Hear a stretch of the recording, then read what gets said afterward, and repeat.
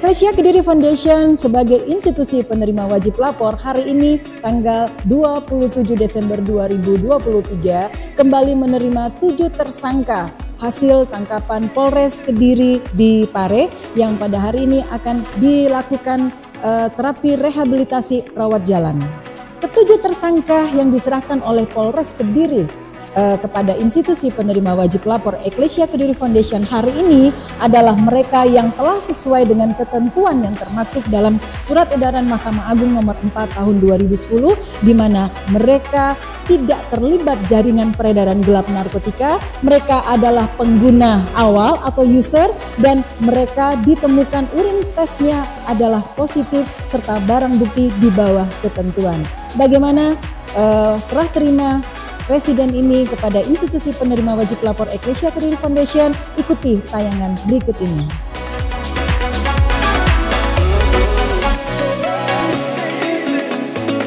Hari ini 27 Desember 2023, institusi penerima wajib lapor Eklesia Kediri Foundation kembali menerima 7 tersangka penyalahguna narkotika dari Polres Kediri.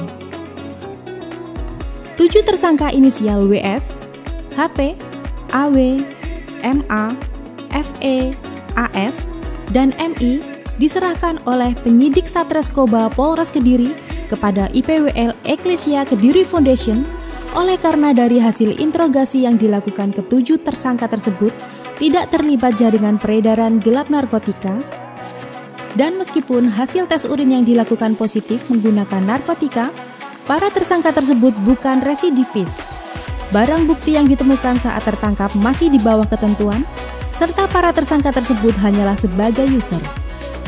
Demikian yang dijelaskan oleh Dr. Jessica Yeni Susanti, MSH, MHCLA, Kepala Institusi Penerima Wajib Lapor Eklesia Kediri Foundation. Seorang yang sudah menggunakan narkotika dan tidak putus dengan lingkungan yang ada sekarang, kemungkinan bisa balik lagi. Artinya, saya minta kerjasamanya dengan orang tua atau dengan keluarga supaya mereka ini ketika nanti sudah kita lakukan terapi awal dulu, kita mau tahu latar belakang penggunaannya itu sudah sejak kapan dan sudah seberapa dalam.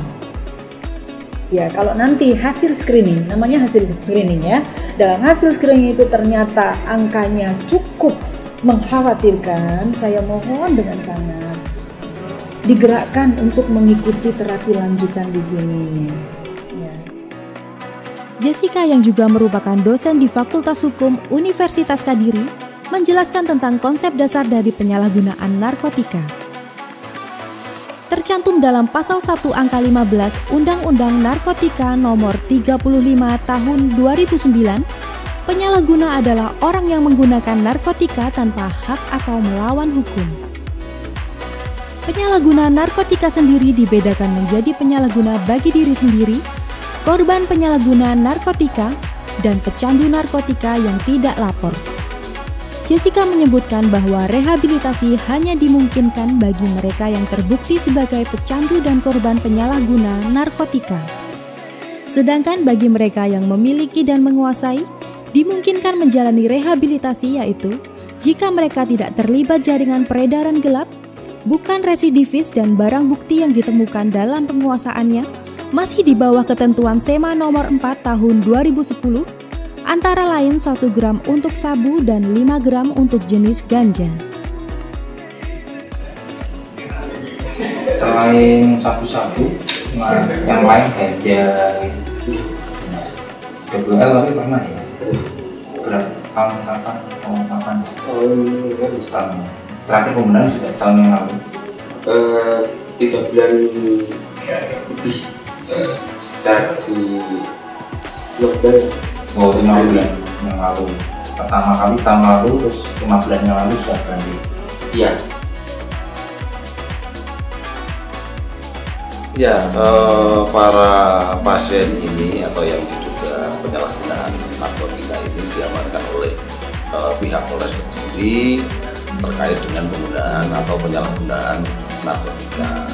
Dari hasil tes urin dia positif, yang kemudian pihak kepolisian sesuai dengan permohonan kami selaku kuasa hukum para terduga penyalahguna narkotika ini meminta untuk dilakukan rehab sebagaimana diamanatkan dalam undang-undang atau KUHP yang ada. Ya, residen itu adalah mereka-mereka yang mengikuti rehabilitasi, pemulihan dari ketergantungan akibat penyalahgunaan narkotika. Saya mau katakan kepada para residen, kenapa akhirnya kalian harus berurusan dengan polisi? Karena kalian tidak mengerti hukum, itu yang utama. Seandainya kalian semua yang ngerti hukum, akan berbeda.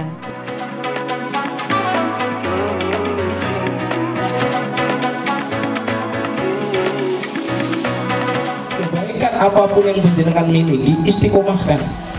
Istiqomahkan mawon. Oh, panjenengan punya istiqomah terkait dengan doakan orang tuanya. Allahumma firli dunubi wali walidayya warhamhuma kama rabbayani shaghira. Istiqomahkan itu.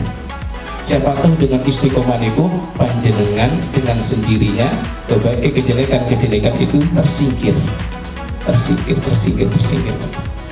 Di dalam Al-Quran dijelaskan, kalau nggak salah insya Allah dalam surat Al-Ma'idah ayat 90 itu menjelaskan terkait dengan al-khamr wal maisir, bahwa khamr itu hukumnya haram, wal maisir juga hukumnya haram, narkoba juga hukumnya haram. Walaupun narkoba di dalam Al-Quran tidak disebutkan secara jelas narkoba, bahasanya langsung narkoba, tapi narkoba itu dinisbatkan kepada al-khamru, hukumnya haram narkoba itu. Nah, kenapa Pak narkoba itu kok diharamkan dalam Islam? Satu di antaranya yaitu narkoba bisa merusak anggota tubuh. Dan juga diantaranya narkoba itu bisa menghilangkan al-aqlu. Ketika akal kita itu hilang, maka kita akan melakukan apapun yang kita ingin lakukan. Ketika apapun yang ingin kita lakukan tanpa didasari dengan kesadaran, maka semua atau sesuatu kejelekan itu akan terjadi pada diri kita dan juga kepada orang lain.